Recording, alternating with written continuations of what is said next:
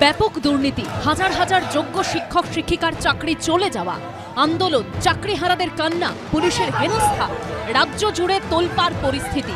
এসবের মধ্যেই 2016 পর 2025 9 বছর পর রাজ্যের সরকারি স্কুলগুলিতে নবম, দশম এবং একাদশ, দ্বাদশ শ্রেণীতে সহকারী শিক্ষক নিয়োগের জন্য মধ্যরাতে বিজ্ঞপ্তি প্রকাশ করল স্কুল সার্ভিস কমিশন। নোটিফিকেশন জারি করল স্কুল শিক্ষা দপ্তরও। নতুন এই নিয়োগ পদ্ধতিতে একাধিক পরিবর্তন করা হয়েছে। তার মধ্যে অন্যতম এডুকেশনাল কোয়ালিফিকেশন। শিক্ষাগত যোগ্যতার নম্বর আগে ছিল 35, এখন তা কমিয়ে করা হয়েছে 10। 2025-এর এই নোটিফিকেশন অনুযায়ী যে বিষয়ের জন্য প্রার্থী আবেদন করছেন সেই বিষয় স্নাতক বা স্নাতকোত্তর স্তরে যেটায় বেশি নম্বর রয়েছে তার ভিত্তিতেই স্কোর যোগ হবে। অর্থাৎ স্নাতক বা স্নাতকোত্তর যেটায় সর্বোচ্চ নম্বর, সেই নম্বরের ভিত্তিতেই মিলবে শিক্ষাগত যোগ্যতার স্কোর। কিন্তু এই 10 নম্বরটাই 2016-তে ছিল 35। তখন মাধ্যমিক, উচ্চ মাধ্যমিক, স্নাতক, স্নাতকোত্তর এবং বিএড প্রত্যেকটার জন্য আলাদা আলাদা নম্বর ভাগ করা ছিল।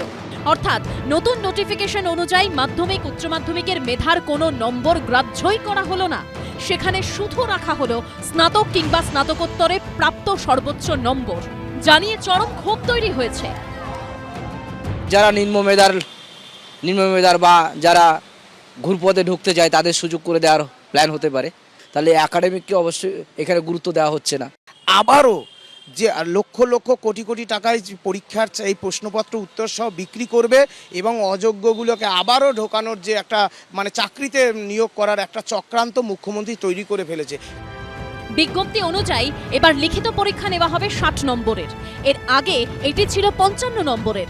শিক্ষকতার অভিজ্ঞতার জন্য এই প্রথম 10 নম্বর বরাদ্দ করা হয়েছে, যা আগে ছিল না। পাশাপাশি লেকচার ডেমনস্ট্রেশনের জন্য রয়েছে 10 নম্বর, যা এই বছর নতুন। আইনজীবীদের একাংশ দাবি করছেন এমনভাবে বিধি পরিবর্তনের ফলে আইনি চ্যালেঞ্জের মুখে পড়তে পারে এই বিজ্ঞপ্তি। এই এক্সামিনেশনের বাইরেও ইন্টারভিউ এবং লেকচার ডেমনস্ট্রেশনের ক্ষেত্রে 20-তে 20 দিয়ে মার্কস ম্যানিপুলেশন করে বা অর্থের বিনিময়ে, তাহলে সে অনেকটা বেশি অ্যাডভান্টেজিয়াস পজিশনে থাকবে। ফলে এইটা করার অর্থ হলো যে বেসিক্যালি দুর্নীতির পথটাকে প্রশস্ত করা।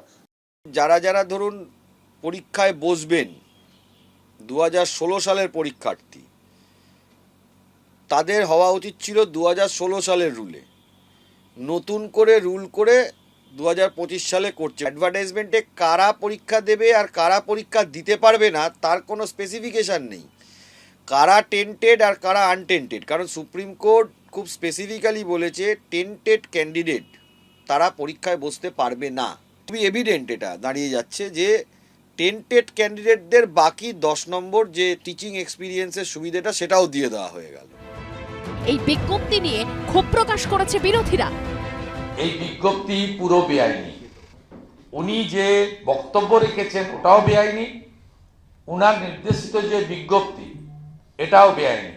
উনি হৃদয় দিয়ে এটা চাইছেন যাতে কোর্টে যাক, উনি সভাতে বলতে পারবেন যে বিজেপি বা বিরোধী দল বা অমুক লয়ার, তমুক লয়ার, তমুক বিচারপতি, প্রাক্তন বিচারপতি, তারাই এসব জটিলতা করে দিয়েছে, আমি তো নিয়োগ করতে চেয়েছিলাম। যে বিজ্ঞপ্তি প্রকাশিত হয়েছে, আস্থা রাখুন, পার্টিসিপেট করুন। একদিকে সুপ্রিম কোর্টের রায় মেনে প্রসেসটাকে এগোতে দিন, 2 মমতা বন্দ্যোপাধ্যায়ের উপর আস্থা রাখুন, 3 সুপ্রিম কোর্টের লিগ্যাল ব্যাটেলের দিকে নজর রাখুন। 16 জুন থেকে 14 জুলাই পর্যন্ত আবেদন জানানো যাবে। কৃষ্ণেন্দু অধিকারী, সৌমিত্র রায় ও রঞ্জিত স্বামীর রিপোর্ট, এবিপি আনন্দ।